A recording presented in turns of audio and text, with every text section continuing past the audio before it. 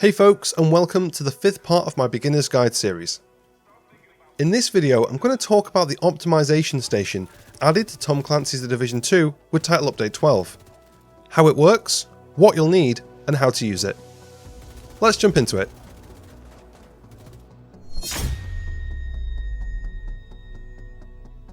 So in this part of the Beginner's Guide series, I was going to talk about endgame activities in Tom Clancy's The Division 2. But with the new optimization station being added to the game, I thought it'd be worth going over how it works and how you can use it. If you're new to The Division 2, make sure you check out the rest of the videos in this Beginner's Guide series that cover everything from starting a new agent, loot, gear and weapons, skills, and crafting and recalibration. I'll link them all in the description below. The optimization station is a new tool added to The Division 2 with Title Update 12. That will allow agents to increase the value of an attribute on a piece of gear or weapon in increments in exchange for specific materials you gather from deconstructing, control points, projects, and a number of other ways. To access the optimization station, you will need to own the Warlords of New York expansion and have a level 40 character. The optimization station can be found with Emma Richards at the same location as the Recalibration station. To find it, quick travel to the base of operations and head into the White House. Turn left at your stash, then left again, and you'll find it just to the right of your crafting bench. When you approach the bench, it will still be labelled the Recalibration bench. But if you interact with it, you'll see a new tab for optimization. Selecting optimization will open a window similar to Recalibration, displaying all of the different weapon and gear categories. Opening one of these categories will show you every item you have in that category, both in your character's inventory and in your shared stash space.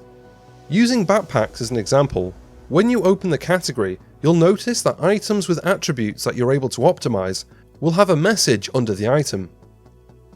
This is dependent on the amount of materials needed and whether the item has unoptimized attributes.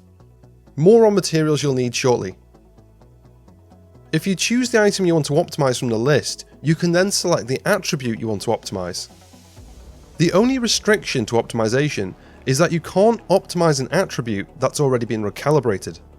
But this shouldn't be a problem with an attribute that's already been recalibrated, since you can then recalibrate the attribute again until you have that attribute maxed out in your recalibration library and on the item. For more information on recalibration, check out the 4th part of this Beginner's Guide series taking a deep dive into crafting and recalibration. But other than recalibrated attributes, it's completely possible to optimize every attribute on a piece of gear or weapon as long as you have enough time and materials. When you highlight the attribute you want to optimize, at the bottom of the attribute window, you'll see the materials needed for that optimization. Every time you optimize an attribute, you'll need 4 different optimization materials. 2 are needed for every optimization, and the other 2 differ depending on the gear slot or weapon type. First, there's a material specific for the gear slot or weapon type. For example, assault rifle materials to optimize an assault rifle attribute, or chest materials to optimize an attribute on a chest piece. These are gathered by deconstructing the relevant piece of gear or weapon type depending on the resources you're looking for. Then there's faction materials. These vary depending on the gear slot or weapon type. For gear, you'll need hyena materials for masks, black tusk for chest, true suns for backpack, cleaners for gloves, rikers for holsters, and outcast for knee pads. And for the weapons, you'll need black tusk materials for rifles and pistols, true suns materials for assault rifles, cleaner for marksman rifles, riker for shotguns, hyena for SMG, and outcast for LMGs.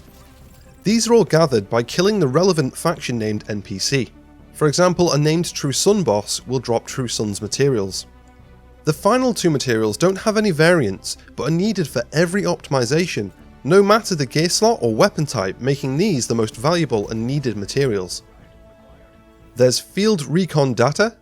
This is collected by completing control points in the open world or landmarks in the Dark Zone. You can also find it in both optimization and summit caches, and buy it using SHD levels. And SHD calibration. This is easily the rarest of the optimization materials. It can be earned by completing weekly and daily PvE and PvP projects, which means you can only earn a limited amount per week. But like field recon data, you can also find it in optimization and summit caches and buy it using SHD levels. As well as each type of material having their own unique way of being gathered or farmed, they can also be crafted using standard crafting materials, but first you'll have to get the blueprints for each material type. These can be acquired by completing projects and open world control points, with a difficulty of 3 or higher, which is a minimum of challenging. Every optimization needs a combination of these materials. After you've gathered the materials needed to optimize the attribute, select the attribute you want to optimize and hold the Optimize button shown at the bottom of the screen. Once you start optimizing an attribute, it will be marked with the optimization sign, and then you will no longer be able to recalibrate that slot. And that's it, you've optimized your attribute. Every time you optimize an attribute, the increase of the next optimization will be larger than the last. This is because each optimization per attribute is done in tiers, so every time you optimize the same attribute, it will improve by a larger percentage than the previous optimization, but the cost will also increase. So the more you optimize a single attribute, the higher the cost for the next optimization will be. And that should be everything you need to know about using the optimization station. If you have any questions, feel free to ask in the comments below, and if you enjoyed this video and found it helpful, don't forget to give it a thumbs up and subscribe for more Division 2 content. Thanks for watching, and I'll see you in the next one.